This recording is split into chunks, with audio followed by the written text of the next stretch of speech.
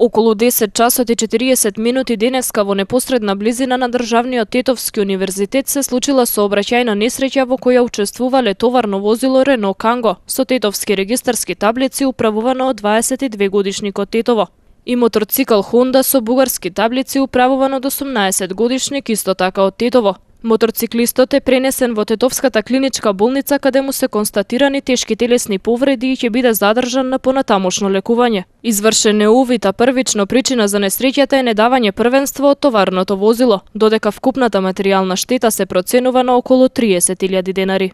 Од полицијата информираат и за сообраќајна несреќа случена на улицата Илинденска кај Бравенечката кривина во Тетово. Патничко возило Мерцедес управувано од 55 годишникот Гајре се судрил со 52 годишен велосипедист од Тетово. Велосипедистот се здобил со телесни повреди и по укажаната лекарска помош во Тетовската клиничка болница пуштен е на домашно лекување.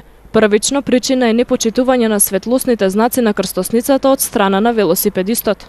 Инаку на ова улица Илинденска во Тетово годинава регистрирани се 70 сообраќајни несреќи.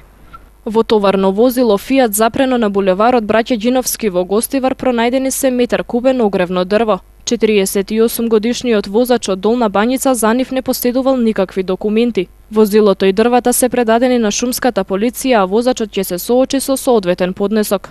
60 годишникот Желино пријавил тешка кражба извршена во неговата новоизградена куќа.